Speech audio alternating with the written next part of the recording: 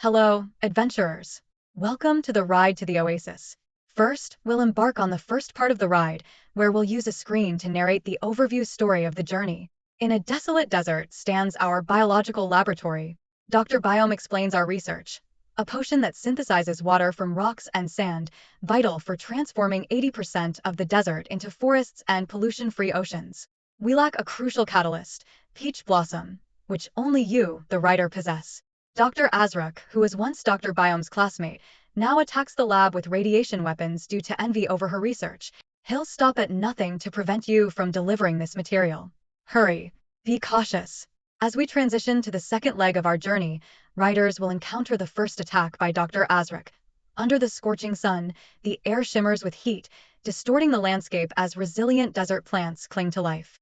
Suddenly, Ryder plunges into a treacherous quicksand pit, sinking deep into its sandy embrace, with only a sliver of sky visible above. In this desperate moment, Dr. Azrak emerges from the swirling sandstorm overhead, his sinister intentions clear as he attempts to conjure a vortex to claim the coveted material. With skillful maneuvers, Ryder navigates upwards, escaping the clutches of the pit, only to find a harsher reality awaiting them. The once thriving desert flora now withers under the intensified rays of the sun, as flames consume what remains, leaving a stark and barren landscape in its wake.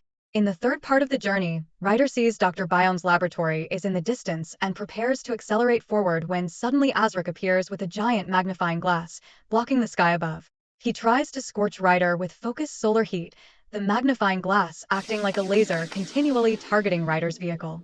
Ryder dodges multiple times, finally managing to evade. The entire desert starts to experience a sandstorm, with sand particles filling the air. In the fourth part, Dr. Azrak disguises himself as a rock, and as Ryder enters the stone town, encounters a giant scorpion, Dr. Azrak's pet, Kraxin. It first sweeps Ryder with its tail to block their advance, then shoots black venom at Ryder. Meanwhile, the surrounding stones begin to sway and collapse due to the scorpion's immense vibrations, hurling towards Ryder. After several dodges, Ryder manages to avoid them. The air is filled with sand, and the sandstorm intensifies, accompanied by Dr. Azrak's wicked laughter, beginning to obscure Ryder's vision. Ryder accelerates through the rocky town, trying to dodge Kraxin. Suddenly, there is a loud bang, and the vehicle comes to a halt. As the sandstorm subsides, Kraxin turns into a fluffy ball. Dr. Biome and her assistant appear in front of the laboratory.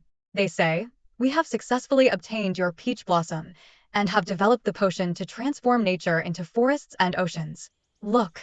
Now Ryder enters the final section of the room, where there's a beautiful forest. Ryder starts to float in the air in this space, exploring the panoramic view like riding a cable car. Dr. Azrak reappears, surrounded by flowers, saying, "Oh, this is not bad after all. I'm actually a little tired of living in a barren place." Suddenly, a squirrel jumps over his head. The story ends with beautiful scenery and in harmony,